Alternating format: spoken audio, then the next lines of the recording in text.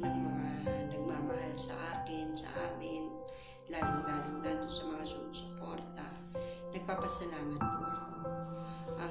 Ang vlog ko pong ito ay para sa mga taong huwag tayo masyadong mapagmataas sa estado ng buhay.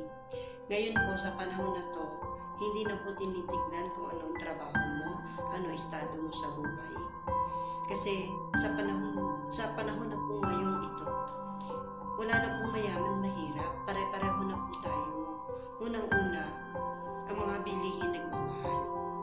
Kaming mga OFW, kahit ano pang tawagin nyo, katulong, kasambahay, alila, alipin, yes, ganito po ang ginagawa namin dito sa ibang bansa, sa abroad, para makapagbigay kami ng tulong sa mga taong nangangailangan.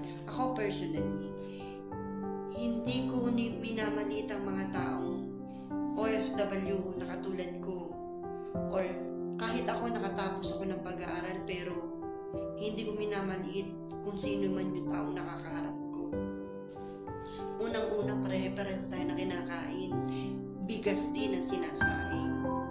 Pangalawa, wala tayong karapatan manlait ng tao. Unang-una, nagpapakahirap ito para mabuhay. Hindi ko OFW lang kami, katulong lang kami. Bariya-bariya lang ang kinikita namin. Hindi na bariya ang kinikita namin sa ngayon. Baka magulat kayo, mataas pang kinikita namin sa manager. Wag. Yung mga nasa Pilipinas na masyadong mapangmataas ng pagsasalita, ingat-ingat din kung minsan. Kasi ang sarili natin, hindi natin alam kung kailan babagsak, kung kailan aangat. Ako, sa tinagal ko na ng buhay na nagsosolon, naghahanap buhay, never akong nang maliit ng tao. Hindi naman kami mahirap na tao sa Pilipinas. Hindi rin naman kami nangungupahan. Kami ay may sariling bahay. Pero never akong nanlait ng mga nakakasalamuha kong tao, lalo na kapag natutulungan ako. Kasi, yun yung tinatawag na mahalin mo yung kapwa mo. Pero kung di ka naman minamahal, tapon mo na. Diba? Kesa naman light-lighting kalipustahin ka. Walang kahit sino man sa atin na pwedeng makalipusta ng tao.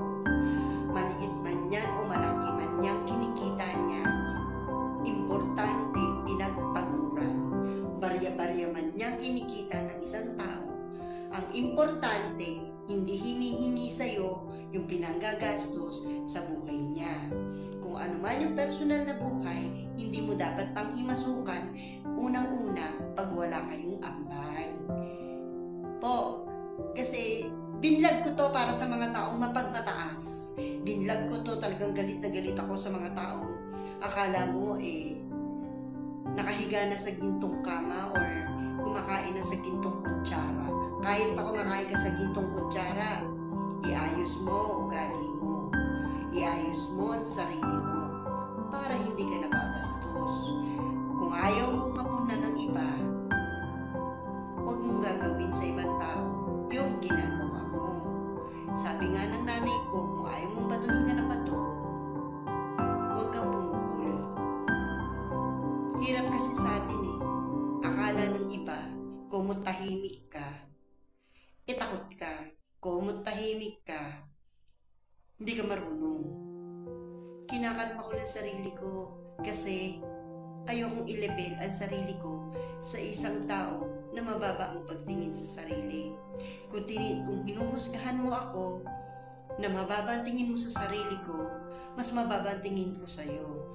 Kasi nakatapos ka, pero hindi mo iniisip yung mga sinasabi mo. Maraming nakakakita, maraming nakakarinig. Kaya sana, ingatan ang bunganga. Ang bunganga, nilagay ni Lord at ginawa para sa tao, para sa gawing mabuti, sa pagkain, sa pagbigay ng advice ng maayos, hindi para manghusga ka ng kapwa.